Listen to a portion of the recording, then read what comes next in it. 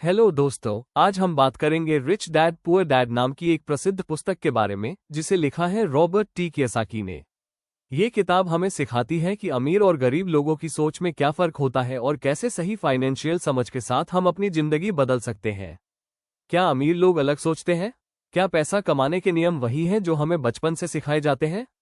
अगर आप भी यह जानना चाहते हैं कि आखिर अमीर लोग कैसे सोचते हैं और गरीब लोग कहाँ गलती कर देते हैं, तो आज की यह वीडियो आपके लिए है। आज हम बात करेंगे दुनिया की सबसे पॉपुलर फाइनेंस बुक्स में से एक रिच डैड पुअर डैड की, जिसे रॉबर्ट टी कियोसाकी ने लिखा है। ये सिर्फ एक किताब नहीं है, बल्कि पैसे को समझने का एक नया नजरिया है। इस किताब में लेखक अपने जीवन के दो पिताओं के बारे में बताते हैं। पुअर डैड, गरीब पिताजी, उनके असली पिता जो पढ़े लिखे थे, अच्छी नौकरी करते थे लेकिन हमेशा पैसों की कमी में रहे। रिच डैड, अमीर पिताजी, उनके दोस्त के पिता जो ज्यादा पढ़े लिखे नहीं थे लेकिन बहुत अमीर थे। दोनों की सोच अलग थी और यही सोच उनके भविष्य को तय करती है। लेसन 1, अमीर लोग पैसे के लिए काम नहीं करते, गरीब और मिडिल क्लास लोग पैसे के लिए काम करते हैं, जबकि अमीर लोग पैसे को अपने लिए काम करवाते हैं। पुअर डैड कहते थे, अच्छी पढ़ाई करो, अच्छी नौकरी मिलेगी। रिच डैड कहते थे, पैसे के लिए मत काम करो, पैसे को अपने लिए काम करवाओ। मतलब सिर्फ नौकरी करके आप अमीर नहीं बन सकते। आपको ऐसा सिस्टम बनाना होगा जहां पैसा खुद आपके पास आता रहे। लेसन 2, फाइनेंशियल एजुकेशन सबसे जरूरी है। हम स्कूल में मैथ, साइंस सब सीखते हैं, लेकिन पैसे के बारे में कुछ नहीं सीखते। रिच डैड सिखाते हैं इनकम, आय, एक्सपेंस, खर्च, एसेट्स, संपत्ति, लायबिलिटीज, देयताएं। अगर आप यह नहीं समझते तो चाहे आप कितना भी कमा लें, पैसा टिकेगा नहीं। लेसन 3, एसेट और लायबिलिटी में फर्क समझो। ये किताब का सबसे महत्वपूर्ण कॉन्सेप्ट है। एसेट क्या है? जो आपके जेब में पैसा डालता है।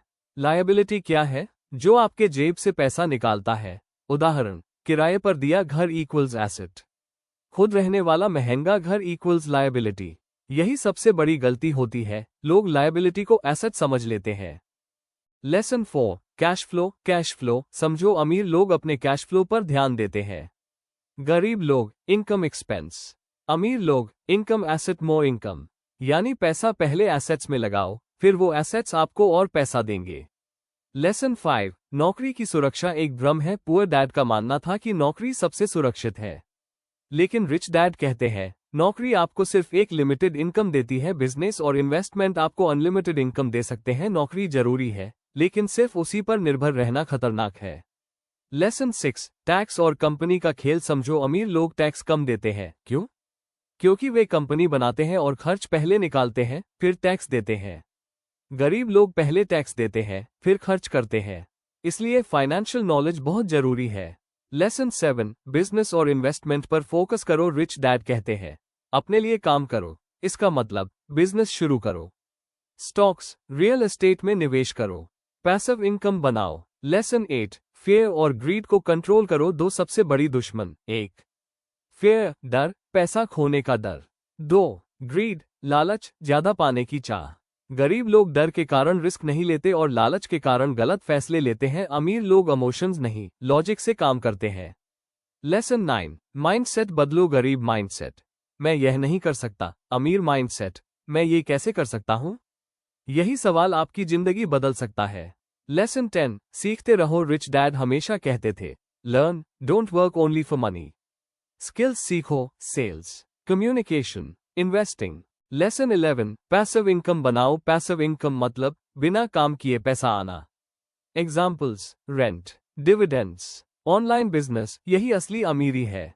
लेसन 12, खुद का काम शुरू करो। जॉब के साथ साइड हसल शुरू करो, धीरे धीरे उसे बड़ा बनाओ। यही रास्ता फाइनेंशियल फ्रीडम की ओर जाता है।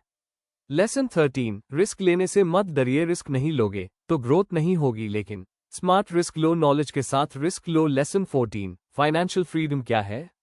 जब आपकी इनकम ग्रेटर देन एक्सपेंसेस हो जाए और आपको काम करने की जरूरत ना पड़े, यही अल्टीमेट गोल है।